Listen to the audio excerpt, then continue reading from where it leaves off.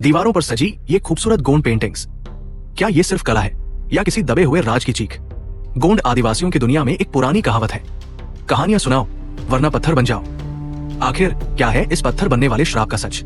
आज बस्तर के घने जंगलों से एक ऐसी कहानी बाहर आएगी जो आपने पहले कभी नहीं सुनी होगी। गोंड आदिवासियों में ये मान्यता है कि कहानियां बेजान नहीं होती, उनमें जान होती है। अगर आप कोई कहानी जानते हैं और उसे किसी को सुनाते नहीं तो वो कहानी आपके भीतर छटपटाने लगती है और अंत में आपका विनाश कर देती है। एक पुरानी गोंड कथा के अनुसार एक बार एक व्यक्ति को 4 कहानियां और एक गाना आता था, लेकिन वो बहुत स्वार्थी था। उसने कभी वे कहानियां किसी को नहीं सुनाई। वे चारों कहानियां उस व्यक्ति के पेट के अंदर कैद महसूस करने लगी।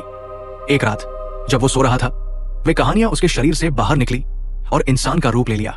कहानियों ने आपस में चर्चा की कि उनका मालिक उन्हें कैद रखकर उनका अपमान कर रहा है।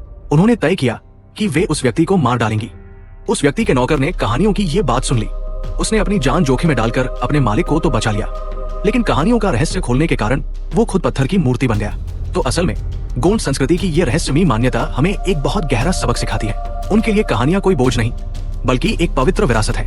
गोंड समाज मानता है कि ज्ञान और अनुभव को अपने तक सीमित रखना स्वार्थ है और उसे बांटना ही मानवता।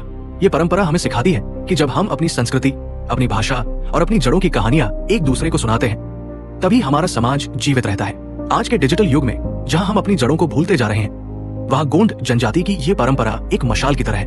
ये हमें याद दिलाती है कि कहानियां सुनाते रहिए ताकि परंपराएं कभी पत्थर न बने। सलाम है छत्तीसगढ़ की इस महान संस्कृति को जिसने कहानियों को सिर्फ शब्द नहीं बल्कि जीवन का सम्मान दिया है। अगर इस कहानी ने आपको भी सोचने पर मजबूर किया है तो कमेंट में जरूर बताइए, क्या आज के समय में भी कहानियां और परंपराएं उतनी ही जरूरी है? और ऐसी ही रहस्यमयी कहानियों के लिए चैनल को फॉलो करना मत भूलिए।